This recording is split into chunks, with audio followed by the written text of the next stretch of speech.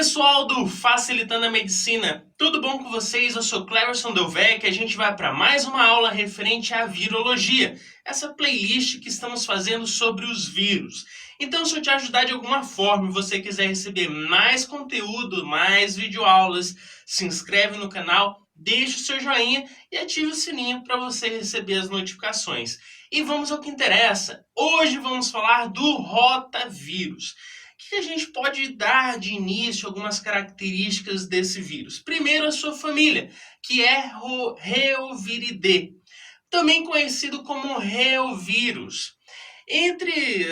O que a gente sabe desse vírus é que ele causa enfermidades no ser humano, principalmente problemas gastrointestinais, causando diarreias, principalmente em crianças, em neonatais. Então é preocupante, porque essa diarreia, ela contém sangue, é uma diarreia sanguinolenta e pode evoluir para uma desidratação, pode ocorrer um choque hipovolêmico, caso essa pessoa perca muitos eletrólitos, potássio, sódio, e esse perca de eletrólitos leva ao choque hipovolêmico, que por consequência leva a pessoa ao óbito.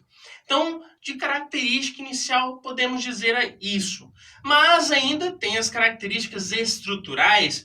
Primeiro, que esse vírus ele é não envelopado. Quanto à sua forma, seria icosaédrica, com seus 20 lados. E o genoma desse vírus? Ele seria de RNA de fita dupla, com uma polaridade positiva, sendo que ele é segmentado em 11 partes. Esse vírus também apresenta certa resistência a algumas substâncias do ambiente. Por exemplo, a uma variação de pH que pode ser de 3 até 9. Esse pH ele consegue resistir. Também resiste a baixas temperaturas, mas frente ao formaldeído e ao álcool, ele pode até mesmo ser inativado, essa partícula viral ser inativada. Outra característica estrutural seria algumas proteínas existentes nesse capsídeo que vão auxiliar em algumas atividades desse vírus, esse rotavírus. Entre as proteínas, podemos citar a VP4. Essa proteína VP4 existente no capsídeo, ela auxilia principalmente no processo de adsorção. O que é isso? É quando esse vírus entra em contato com a célula a ser invadida, a célula hospedeira. E esse processo de adsorção ocorre para que o vírus possa adentrar a célula e assim promover a infecção. Então essa proteína VP4 é importantíssima nesse processo de ligação dessa partícula viral com a membrana da célula hospedeira. Ainda podemos citar a proteína VP1, VP2, VP3, que agiriam como um complexo que ajudaria no processo de replicação do material genético. Seria polimerases, que ajudaria na replicação desse RNA. E claramente ainda existe mais uma proteína, que é a VP6. Essa proteína VP6, ela basicamente estaria auxiliando no processo de invasão desse vírus, mas também ele induz uma resposta imunológica da célula hospedeira.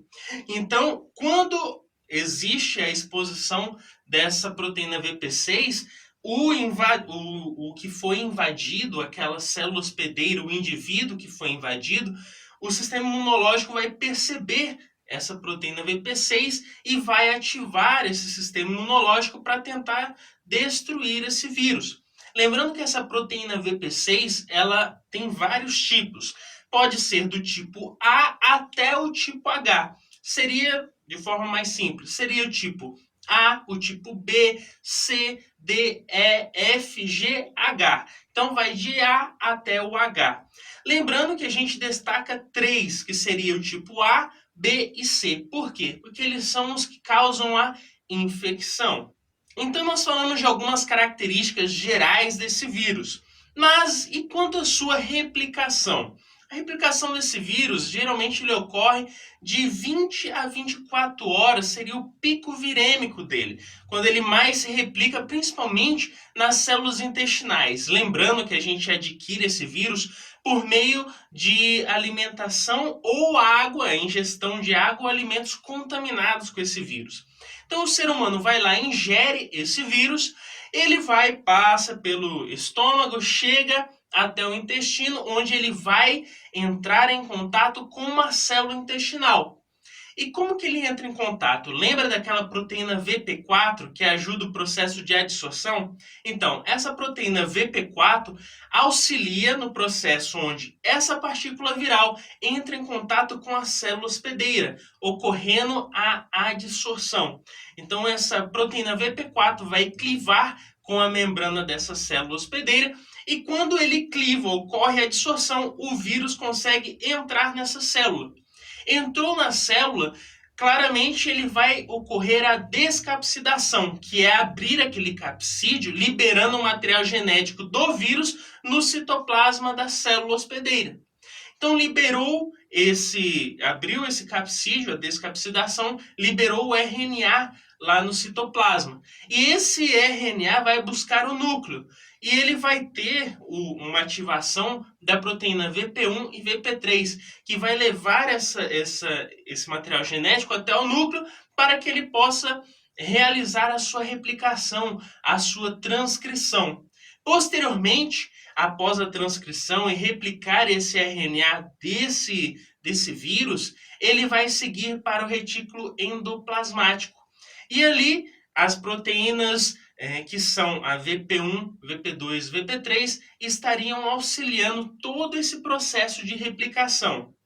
Basicamente, essa proteína VP1, VP2, VP3 auxiliam nesse processo de replicação, transcrição e tradução desse vírus e vão ajudar também a segmentar esse RNA, que nós já falamos que o RNA desse rotavírus ele é segmentado em 11 partes.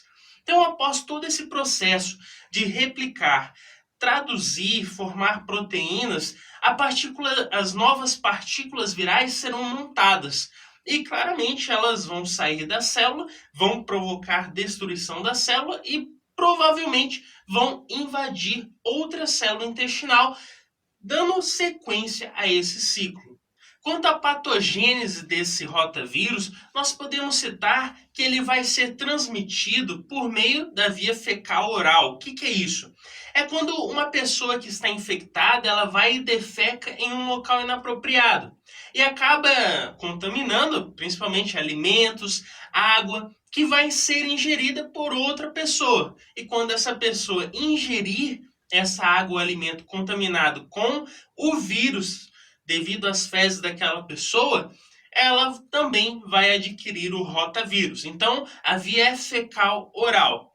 E claramente, ele vai ser ingerido, chega ao trato digestivo dessa pessoa, a pessoa ingere, passa pelo estômago, esse vírus é resistente à acidez estomacal, chega ao nosso trato intestinal. Lá no intestino, nós já vimos que é onde ele vai ter o seu pico de replicação, o pico virêmico, e esse pico virêmico vai ser percebido pelo sistema imunológico. Vai ter uma retração das vilosidades e um infiltrado de células de defesa, infiltrado linfocitário, e outras células de defesa também vão para a região para tentar destruir esse vírus. E claramente isso tudo vai gerar um quadro inflamatório, e aí vem as diarreias, que é muito preocupante devido à desidratação que pode ocorrer, a perca de eletrólitos e, consequentemente, levar a um choque hipovolêmico. E isso é grave porque pode levar a pessoa ao óbito, além dela inativar outras proteínas que são responsáveis pela absorção de água nesse intestino. E se eu inibo proteínas que absorvem água, mais água estará livre no intestino. E quanto mais água no intestino, mais as fezes ficam moles, vão ficar o quê? Cheias de água e claramente ocorre a diarreia. Quanto à epidemiologia, o que a gente pode falar? Primeiro, o período de incubação, que é de 12 a 96 horas. Ele que vai infectar principalmente crianças entre 3 e 6 anos, por aí. Então, eles são os mais vulneráveis, mais suscetíveis. E também essa enfermidade ela é muito comum em países pobres, países em desenvolvimento. Por quê? Porque não existe um saneamento básico adequado. Nós sabemos que a principal forma de infecção é fecal-oral. Uma pessoa defecou em um local inapropriado e claramente aquelas fezes com os vírus vão chegar a um alimento, a uma água que pode ser ingerida. Então, sem saneamento básico, muito comum em países em desenvolvimento, vai ser aí presente nesses países. As pessoas vão sofrer com esse rotavírus. Lembrando que as pessoas mais vulneráveis a esse tipo de vírus seria os imunodeprimidos, idosos, crianças, como nós já falamos, de 3 até 6, 7 anos, é muito mais comum de sofrerem com manifestações clínicas por causa desse vírus. E já que nós falamos das manifestações clínicas, devemos ressaltar que esses sintomas podem ser sentidos até 48 horas com a infecção. E aí vem aquele quadro clínico típico, febres altas, o mal-estar, a pessoa não consegue se alimentar bem, muitas náuseas, vômitos, a principal é diarreia com sangue existentes nas fezes, aquelas fezes sanguinolentas e com um cheiro fétido. Claro que essa pessoa tem que ter um cuidado especial, principalmente em crianças. Na verdade, todos têm que ter um cuidado a mais, principalmente com a desidratação. Ter essa reposição hídrica, reposição de eletrólitos. Por quê? Porque como tem muita perca de água, pode-se perder alguns eletrólitos, alguns íons importantes, potássio, todo tipo de eletrólito, sódio. Então, sempre é importante uma reposição, porque, pelo contrário, se eu não repor, pode perder esses eletrólitos e ocorrer o choque hipovolêmico, e claramente isso leva ao óbito, à morte. Quanto ao diagnóstico, o que a gente pode fazer? Um exame de fezes, já que muitos vírus vão estar presentes ali. Mas exame sorológico, ELISA, o PCR, os imunoensaios, tudo isso pode me auxiliar no diagnóstico, claro, juntamente com o exame clínico, com as manifestações clínicas que nós já acabamos de citar. Tratamento, o que a gente faz para ajudar esse paciente? Não existe um antiviral específico, infelizmente, até hoje, contra o rotavírus. Mas eu posso fazer um tratamento sintomático, de suporte. Se o paciente está com febre, eu dou algo para febre. Se ele está com dor, dou algo para dor. E, claro, a gente tem que sempre estar focado na reposição hídrica desse paciente para evitar a desidratação e também a reposição de alguns medicamentos e líquidos que tenham eletrólitos para repor aquilo que foi perdido, para não chegar a um quadro de um choque hipovolêmico. Tudo isso é importante. Existe a vacinação, porém ela só vai prevenir os quadros mais agravantes. Então, a gente trata de forma sintomática, lembre-se disso.